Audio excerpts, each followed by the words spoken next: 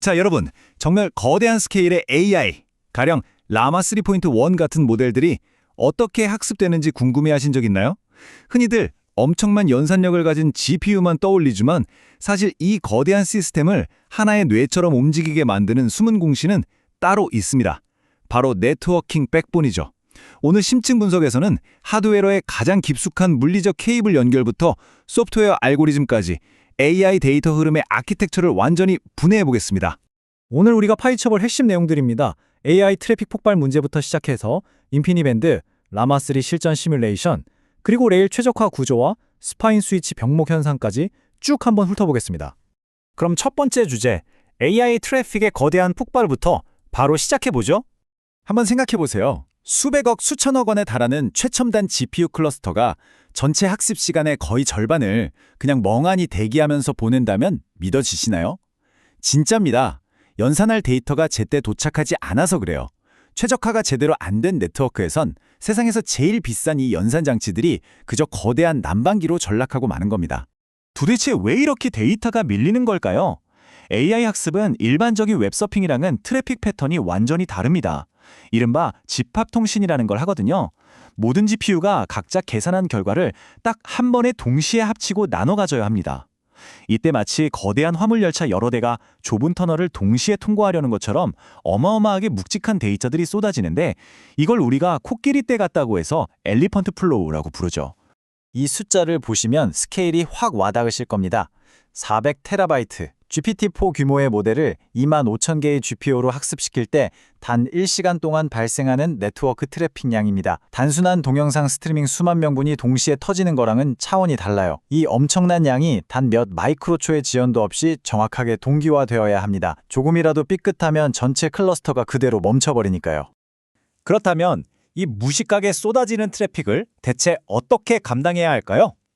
두 번째 섹션, 인피니밴드와 집합통신입니다. 우리가 흔히 쓰는 표준 이더넷, 그러니까 TCP/IP 방식으로는 택도 없습니다. 데이터를 보낼 때마다 CPU가 일일이 개입해서 확인하니까 병목이 생기거든요. 그래서 유효 내역폭을 70% 남짓밖에 못 씁니다. 반면에 인피니밴드나 이더넷 기반의 ROCB2는 다릅니다. RDMA라는 기술을 써서 CPU를 완전히 따돌려버리죠. 한쪽 GPU 메모리에서 다른 서버 GPU 메모리로 데이터를 다이렉트로 쏴버리는 겁니다. 이렇게 하면 대역폭 효율을 95% 이상으로 쫙 끌어올릴 수 있거든요. AI 시대의 RDMA는 진짜 선택이 아니라 생존입니다. 재밌는 실제 벤치마크 결과가 하나 있는데요. 240개 GPU 환경에서 테스트를 해봤더니 데이터를 모으고 합치는 올리드스 작업 같은 곳에선 이더넷 기반의 로시 V2가 인피니밴드보다 최대 16% 정도 성능이 더 좋게 나오기도 했습니다. 그런데 반대로 전문가 혼합 모델처럼 데이터가 아주 복잡하게 얽히고 설키는 올-투-올 통신에서는 패킷 손실을 꽉 잡아주는 인피니밴드가 4% 정도 우세했죠. 그러니까 어떤 워크로드를 돌리느냐에 따라 승자가 엎치락뒤치락 하는 겁니다. 여기에 하드웨어의 마법까지 더해집니다. 엔비디아의 샤프라는 기술 들어보셨나요? 예전에는 GPU들이 데이터를 직접 받아서 스스로 더하고 평균을 냈다면 이제는 네트워크 길목에 있는 스위치 내부의 칩이 지나가는 데이터를 낚아채서 직접 연산을 해버립니다. 결과만 GPU로 쏙 보내주고요. 이걸 켜는 순간 네트워크를 짓누르던 트래픽이 절반으로 뚝 떨어지고 성능은 정확히 2배로 뜁니다. 진짜 기발한 발상이죠?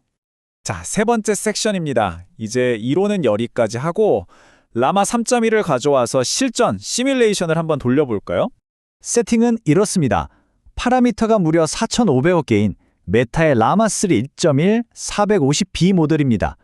이걸 제대로 돌리려고 H1제로의 GPU를 한 노드에 8개씩 총 64개 노드를 준비했어요.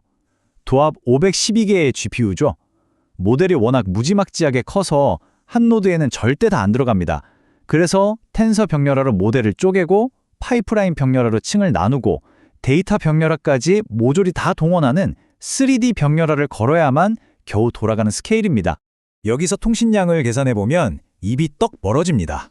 단 한 번의 학습 스텝, 그러니까 불과 1초에서 3초 사이의 그 찰나에 무려 3.24TB가 네트워크에 쏟아집니다. 매 스텝마다 이 거대한 데이터 폭일이 전체 클러스터를 덮치면서 동기화되는 거예요. 이 엄청난 3.24TB를 버텨내려면 두 종류의 고속도로가 필요합니다. 박스 안, 즉 노드 내부는 NV링크가 책임집니다. 양방향 초당 900GB라는 미친 속도로 8개의 GPU를 하나처럼 묶고 가장 빈번한 텐서 병렬화 트래픽을 처리하죠. 반면 박스박, 64개의 노드끼리 통신하는 건 400기가나 800GB짜리 인피니밴드가 맞습니다. 여기서 파이프라인이랑 데이터 병렬화 트래픽을 감당하는 겁니다. 철저하고 완벽한 역할 분담이죠. 그럼 이렇게 엄청난 연결을 물리적으로 어떻게 구성해야 할까요?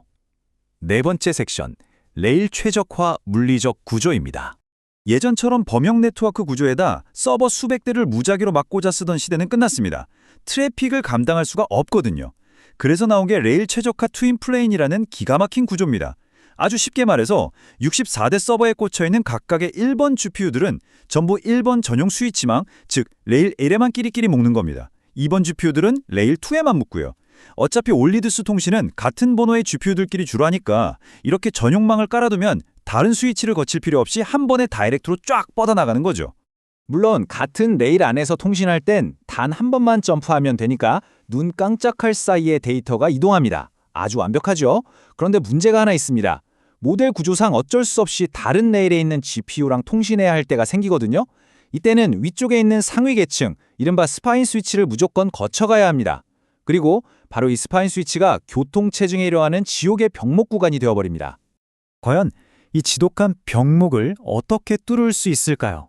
마지막 5번째 섹션, 스파인 스위치 병목 해결입니다.